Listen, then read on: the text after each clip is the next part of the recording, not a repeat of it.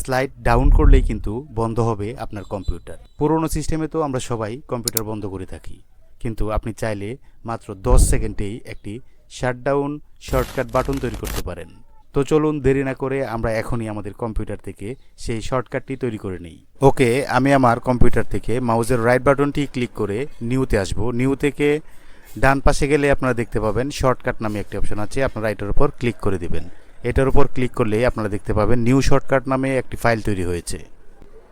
ওকে, এখানটায় আমি লিখে দিব slide two shutdown dot exe লিখে নিচে থাকা নেক্সট এবং ফিনিশে ক্লিক করলেই আমার শর্টকাটটি তৈরি হয়ে যাবে। আপনি চাইলে কিন্তু এই শর্টকাটটির আইকনটি আপনি চেঞ্জ করে নিতে পারেন। এই জন্য মাউসের রাইট বাটন ক্লিক করে নিচে একদম নিচের দিকে চলে আসবেন প্রপার্টিজে।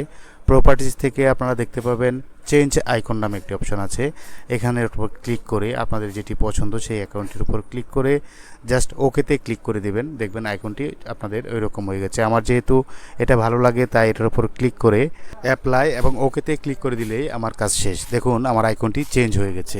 এখন আপনি চাইলে আপনার কম্পিউটারটি শাটডাউন করার জন্য এই শর্টকাটটির উপর ডাবল ক্লিক করুন এবং দেখবেন আপনার সামনে নতুন একটি উইন্ডো চালু হয়েছে। এই উইন্ডোটিকে নিচের দিকে স্লাইড করে মাউসটি ছেড়ে দিলেই আপনার কম্পিউটারটি অটোমেটিক শাটডাউন হয়ে যাবে। তো এই ছিল আজকের মতো। ধন্যবাদ সবাইকে। ভালো থাকবেন, সুস্থ থাকবেন। দেখা হবে নতুন কোনো পর্বে, নতুন কোনো বিষয়ে।